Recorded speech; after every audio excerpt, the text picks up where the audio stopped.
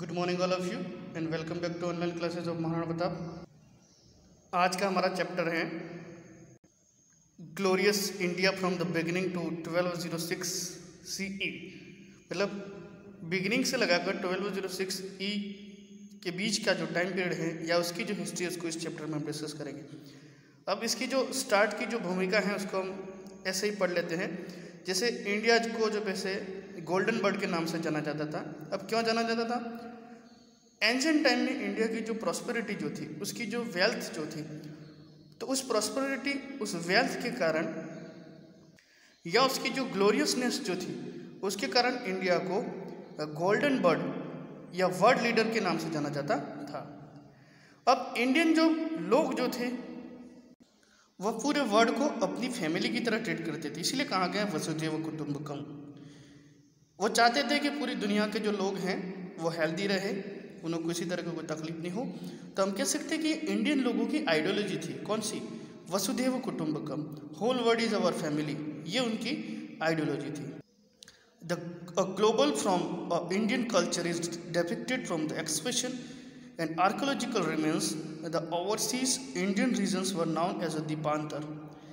Archaeological expression से कई सारे हमें ऐसे एविडेंस मिले हैं जिससे हम कह सकते हैं कि इंडियन कल्चर जो था वह न केवल इंडिया बल्कि ओवरसीज का मतलब होता है फॉरेन कंट्रीज, समुद्र के पार जिसको कहा जाता है। तो इंडियन कल्चर के एविडेंस जो है वो हमें एक्सप्रेशन में इंडिया के बाहर भी फॉरेन कंट्रीज में भी मिले हैं, जिसको दीपांतर कहा गया है। समझ में आ गया दीपांतर? Indians travel in a powerful ship and reached Brahmadesh, Siam, Indonesia, Malaysia, Australia, Borneo, Philippines, Japan, Korea, and they established their political and cultural empire there. Indian जो ट्रैवलर जो थे या इंडियन लोग जो थे उन्होंने Brahmadesh, Siam, Indonesia, Malaysia, Australia, Borneo, Philippines, Japan और Korea जो देश जो थे वहाँ की विजिट की, और न केवल विजिट की बल्कि वहाँ पर अपना पॉलिटिकल और कल्चरल एम्पायर जो था वो स्टेब्लिश किया। The ports and naval power of ancient India were in a very developed condition.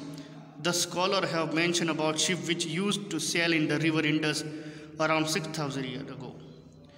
मतलब इंडिया की जो नेवल पावर या इंडिया का जो स्किल जो था वो कितना पावरफुल था उसका अंदाज़ा हम इस बात से लगा सकते हैं कि आज से लगभग 6000 ईयर्स अगो इंडस रिवर में इंडियन सेलर जो थे वो शिप चलाया करते थे।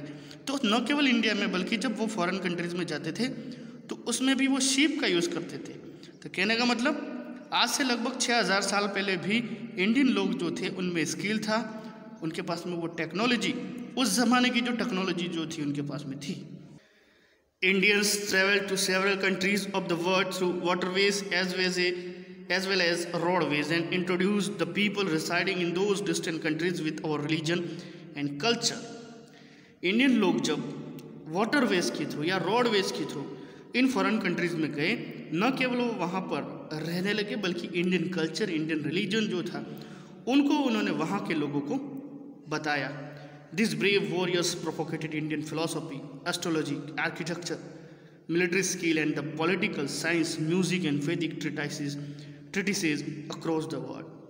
इन लोगों ने वहाँ जाकर Indian philosophy, astrology, architecture style, military skill, political science, music और वैदिक जो लिटरेचर जो था उसके बारे में वहाँ के लोगों को उन्होंने इंट्रोड्यूस किया। Right from the beginning we can notice the extremely developed from the ancient civilization of India.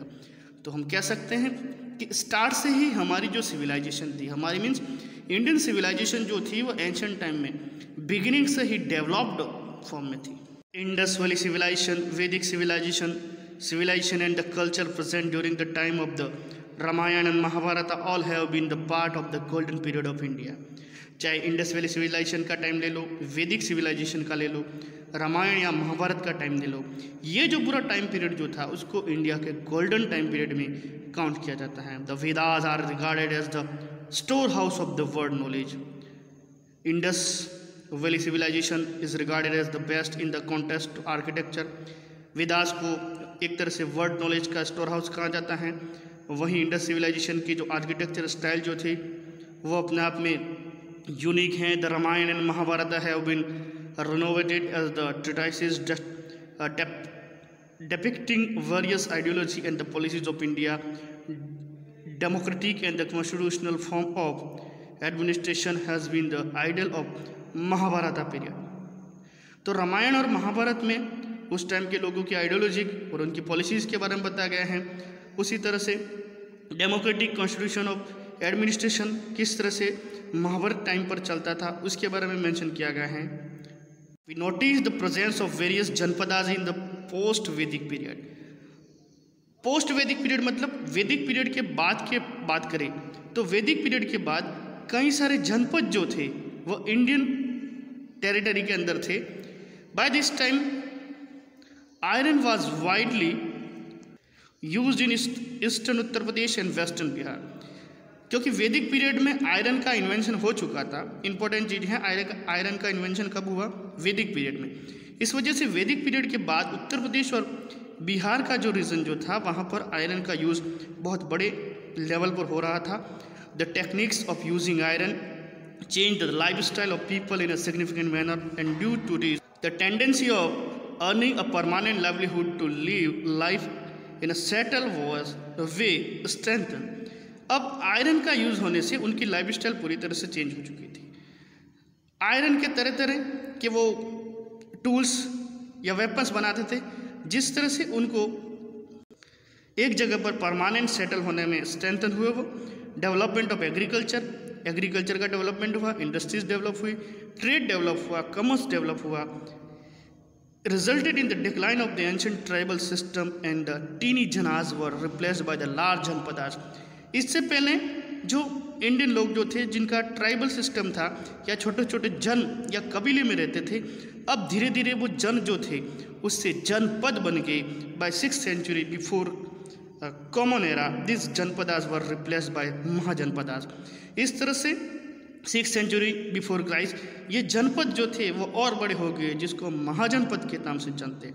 तो हम इसको यूँ समझ सकते हैं कि सबसे पहले वैदिक पीरियड की बात करते हैं या वैदिक पीरियड के पहले की बात करें, सबसे स्मॉल यूनिट जो थी वो थी कुल। कुल का मतलब होता है फैमिली। कुल से बड़ा जो होता था उससे बना था ग्राम, मतलब बहुत सारी फैमिलियाँ मिलकर एक गाँव बनाते थे। कुल ग्राम, उसके बाद में विश, कई सारे ग्रामों को बनाकर विश बनाया जाता था। कई सारे विश से मिलकर जन बनता था और कई सारे जन से मिलकर जनपद बनता था। और जब 2 या 2 से अधिक जनपद या बहुत सारे जनपद जब मिल जाते थे तो उसको महाजनपद कहा जाता था। इस तरह से एक स्मॉल यूनिट से महाजनपद जो थे वो लगभग 6th century before Christ develop हुए थे।